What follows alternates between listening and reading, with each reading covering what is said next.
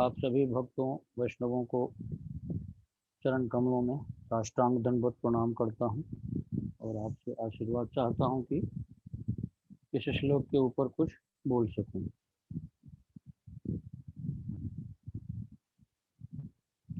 इस श्लोक के तात्पर्य में श्रील प्रभुपाद ने बहुत सुंदर और बहुत विस्तार से इसका व्याख्या किया है। श्रील प्रभुपाद जी ने उसको पढ़ने के बाद फिर व्याख्या उतना समय तो नहीं है, थोड़ा थोड़ा पढ़ेंगे और फिर समझने की कोशिश करेंगे। तात्पर्य में श्रील प्रभुपाद जी बताते हैं, यह दृढ़ श्रद्धा कि कृष्ण भावनामृत द्वारा मनुष्य जीवन की सर्वोच्च सिद्धि प्राप्त कर सकेगा व्यवसायात्मिका बुद्धि कहलाती है। श्रील प्रभुपाद जी मनुष्य जीवन की जो सर्वोच्च सिद्धि है, भगवत चरण कमल की प्राप्ति, गोलोक वृंदावन धाम की वापसी और भगवान के साथ जो हमारा शाश्वत संबंध है, हम जिस संबंध को भुला बैठे हैं कि श्री कृष्ण ही हमारे स्वामी हैं, नाथ हैं, मालिक हैं, पिता हैं, इस संबंध को जो हम भुला चुके हैं, इसको स्मरण दिलाने की कोशिश कर रहे हैं यहाँ पे श्रील प्रभुपाद जी, और बता रहे हैं कि यह दृढ़ श्रद्धा कि कृष्ण भावनामृत द्वारा मनुष्य जीवन की सर्वोच्च सिद्धि प्राप्त कर सकेगा व्यवसायात्मिका बुद्धि कहलाती है। चैतन्य चरितामृत में कहा गया है, श्रद्धा शब्दे विश्वास कहे सुदृढ़ निश्चय, कृष्ण भक्ति कैले सर्व कर्म कृत है। श्रद्धा का अर्थ है किसी अलौकिक वस्तु में अटूट विश्वास। जब कोई कृष्ण भावनामृत के कार्यों में लगा होता है तो उसे परिवार, मानवता या राष्ट्रीयता से बंधकर कार्य करने की आवश्यकता नहीं होती। श्रील प्रभुपाद जी यहाँ पे स्पष्ट कर रहे हैं कि जब कोई भगवान श्री कृष्ण के शरणागत हो जाता है, उनके चरणों में आत्मसमर्पण कर देता है, कृष्ण भावनामृत के कार्यों में लग जाता है, तो उसे किसी भौतिक स्तर पर कार्य करने की कोई आवश्यकता नहीं है कि कर्म वही रहता है, लेकिन कृष्ण भावनामृत में कार्य करने से उसे अलग से कोई कार्य करने की जरूरत नहीं है। वही भौतिक कर्म कृष्ण भावनामृत में कर्म करने पर आध्यात्मिक स्तर का हो जाता है। आगे श्री प्रभुपाद जी बताते हैं, पूर्व में किए गए शुभ अशुभ कर्मों के फल ही उसे सकाम कर्मों में लगाते हैं। इसका मतलब यह है कि हमने अनेक जन्मों में, अनंत जन्मों में जो कर्म किए हैं, उसी के फलस्वरूप यह हमारा शरीर मिला है और उसी के अनुरूप हम कर्म कर रहे हैं। जैसे कि आप लोगों ने अनुभव किया होगा कि बहुत सारे संतों और वैष्णवों को भी शारीरिक स्तर पर काफ़ी इस शारीरिक प्रतिकूलताओं को या कष्टों को झेलना पड़ता है, लेकिन ये भगवान की महती कृपा है। भगवान यह चाहते हैं कि हम अपने प्रेमी को, भक्तों को, वैष्णवों को जो भी कर्म फल है उसको शून्य कर दें, निःशेष कर दें, ताकि फिर उन शुभ अशुभ कर्मों के फलस्वरूप उनको किसी तरह का और कोई भौतिक शरीर न धारण करना पड़े। इसके लिए आप देखते होंगे कि संतों वैष्णवों को भी अपने प्रारब्ध के अनुसार शारीरिक कष्टों को, शारीरिक तकलीफों को भी झेलना पड़ता है। ये प्रभु की महती कृपा मानी जाती है। आगे प्रभुपाद जी लिखते हैं, जब कोई कृष्ण भावनामृत में संलग्न हो तो उसे अपने कार्यों के शुभ फल के लिए प्रयत्नशील नहीं रहना चाहिए। इसका मतलब यह है कि जब हम भगवान के शरणागत हो जाते हैं, कृष्ण भावनामृत में लग जाते हैं, जुड़ जाते हैं, तो हमें किसी भौतिक कर्मों के फलों की आशा नहीं करनी चाहिए, उसकी अपेक्षा नहीं करनी चाहिए। हमारे सारे कर्म और उसके फल प्रभु के चरणों में अर्पित हो जानी चाहिए, जिससे कि हम किसी भी कर्म के भोक्ता न बने, चाहे वह फल शुभ हो या अशुभ हो। और कृष्ण भावनामृत में जुड़े लोगों के द्वारा तो अशुभ कर्म हो ही नहीं सकता है, लेकिन जो भी शुभ ही कर्म होता है वो प्रभु के चरणों में उसके कर्म और उसके फल को अर्पित करके ही करना चाहिए। फिर हमें किसी भी कर्म बंधन में नहीं पड़ना पड़ेगा और इस प्रकार हम जन्म मरण के बंधन से मुक्त हो जाएंगे। आगे प्रभुपाद जी बता रहे हैं, जब कोई कृष्ण भावनामृत में लीन होता है तो उसके सारे कार्य आध्यात्मिक धरातल पर होते हैं, क्योंकि उनमें अच्छे या बुरे का द्वैत नहीं रह जाता। कृष्ण भावनामृत की सर्वोच्च सिद्धि देहात्म बुद्धि का त्याग है। प्रभुपाद जी यहाँ बता रहे हैं कि कृष्ण भावनामृत यानी जो हम भगवान के चरणों में जो सेवा करते हैं, जो हम शरणागत ग्रहण करते हैं, जो हम भजन करते हैं, भक्ति करते हैं, इसका फल क्या है, इसकी सर्वोच्च सिद्धि क्या है? देहात्म बुद्धि का त्याग, यानी जो देहाभास है, देहाभिमान जो हमारे पास है कि मैं यह देह हूँ, यह देहाभिमान छूट जाता है और हम अपने निज स्वरूप में यानी आध्यात्मिक स्तर पर, यानी मैं यह शरीर नहीं हूँ, मैं तो एक शुद्ध बुद्ध नित्य मुक्त आत्मा हूँ, इसका बोध हो जाता है। और यही बोध तो इस आवागमन से चक्र का मुक्ति का एक साधन है। जब हम इस देहाभिमान को भूल जाते हैं कि और हमें हमें ये बोध हो जाता है कि मैं प्रभु की संतान हूँ, जिसको हमने अनंत जन्मों में भुला चुके थे, उस चीज को याद करना और प्रभु के चरणों में अर्पित हो जाना, आत्मसमर्पण कर देना, यही देहात्म बुद्धि का त्याग है। कृष्ण भावनामृत की प्रगति के साथ क्रमशः यह अवस्था स्वतः प्राप्त हो जाती है। गोपाल जी ये बताते हैं कि हमें इसे कृत्रिम रूप से करने की आवश्यकता नहीं पड़ती है कि हम देहात्म बुद्धि को भूलें, देहाभास को भूलें, या हम देहाभिमान न रखें, या हमारा सारे कर्म भौतिक स्तर पर हों। ऐसा करना नहीं पड़ता। जब हम एक बार कृष्ण भावनामृत में संलग्न हो जाते हैं, गुरु के शरणागत हो जाते हैं, प्रभु के सामने आत्मसमर्पण कर देते हैं, तो फिर हमारी सारी जो सांसारिक क्रियाएं हैं वो आध्यात्मिक स्तर पर होते हैं और वो स्वतः होती हैं, उसमें हमारे कोई प्रयास नहीं करना पड़ता। गोपाल जी आगे बता रहे हैं, कृष्ण भावना भावित व्यक्ति का दृढ़ निश्चय ज्ञान पर आधारित है।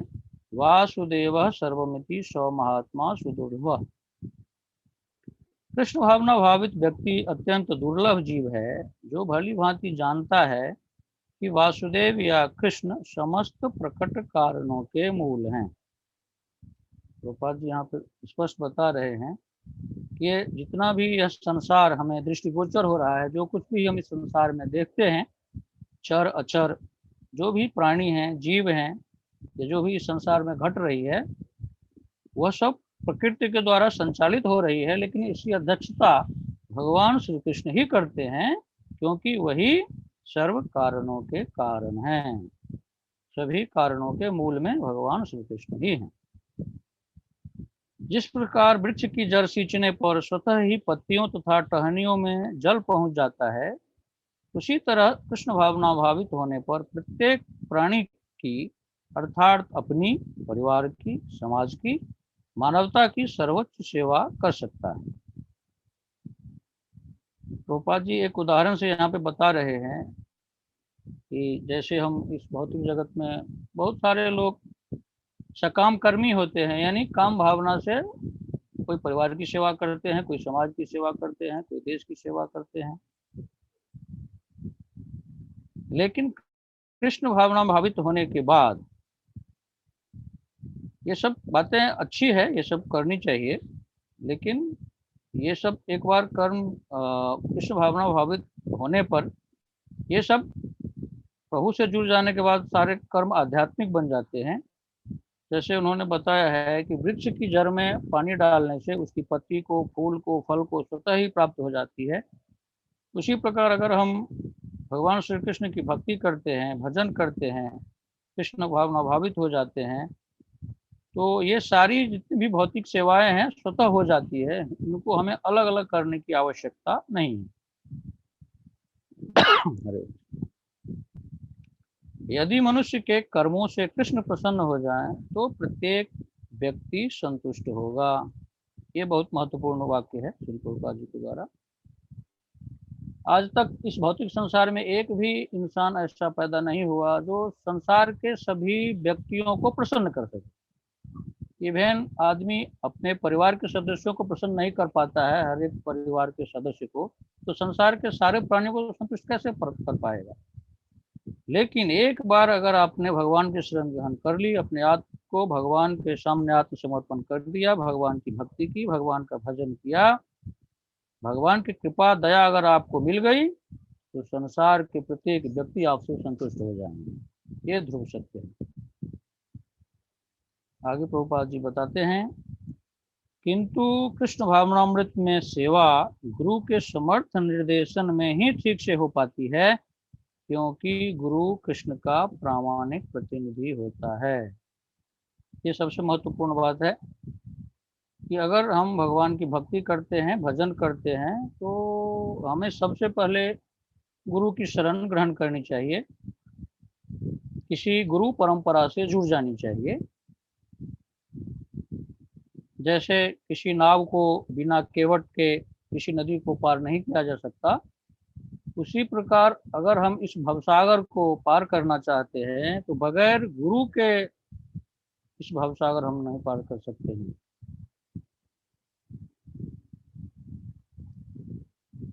जो शिष्य के स्वभाव से परिचित होता है और उसे कृष्ण भावनामृत की दिशा में कार्य करने के लिए मार्ग दिखा सकता है।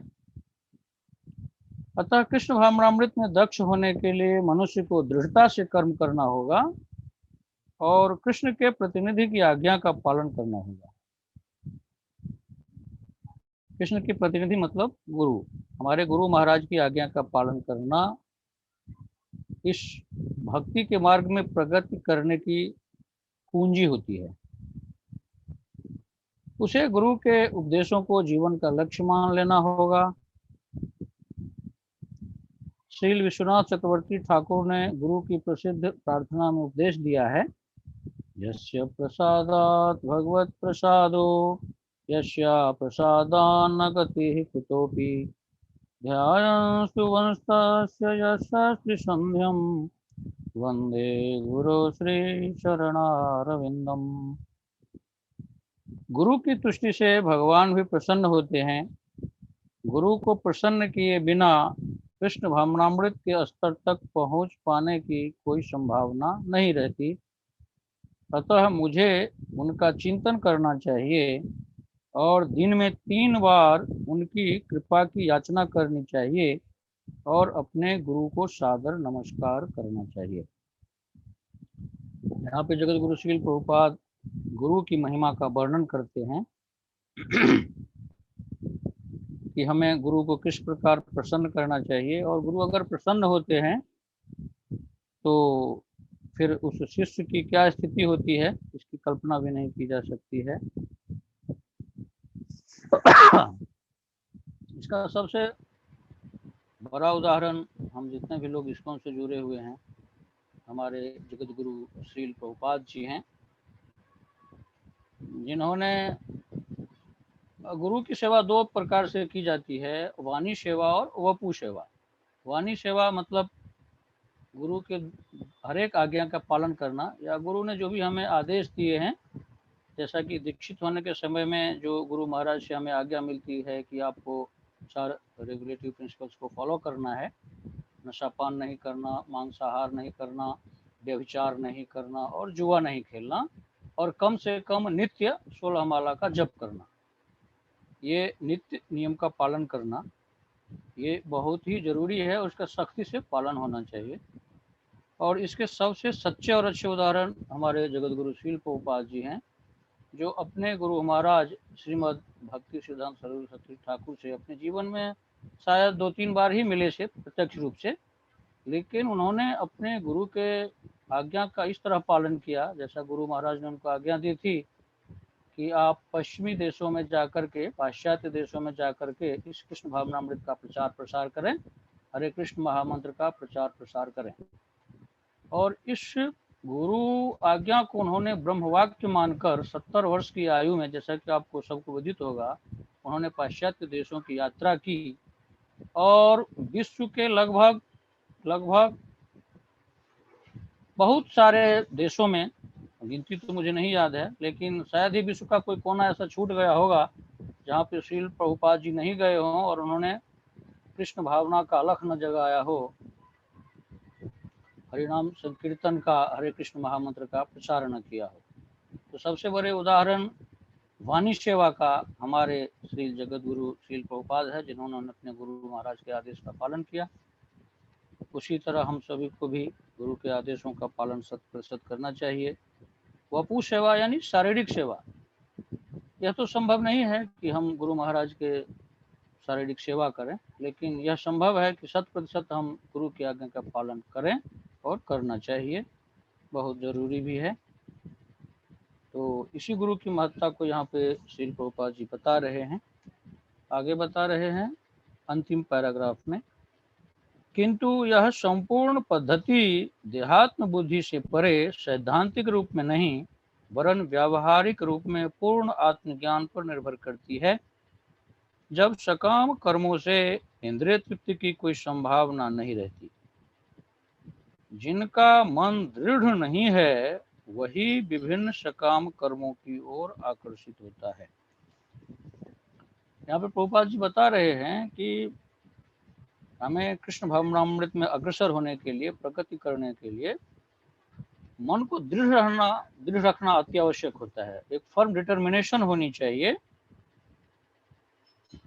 हमें किसी सकाम कर्मों की ओर आकर्षित नहीं होनी चाहिए, यानी सकाम कर्म नहीं करना चाहिए कि हम ये कर्म करते हैं तो हमें ये फल मिले, ये कर्म करते हैं तो ये फल मिले, मतलब किसी कर्म फल की आशा या अपेक्षा नहीं रखनी चाहिए। निष्काम भाव से कर्म करना चाहिए। इससे फायदा क्या होता है कि हमारी भक्ति प्रगति करती है, हम भक्ति पथ पर आगे बढ़ते रहते हैं और हमारे जितने भी सांसारिक जरूरतें हैं, गृहस्थ आश्रम में हैं तो भी सारी जरूरतें हमारी पूरी करते हैं भगवान, और हम भक्ति पथ पर अग्रसर होते रहते हैं। इसके लिए मन को दृढ़ रखना भक्ति पर चढ़ने के लिए अति आवश्यक होता है।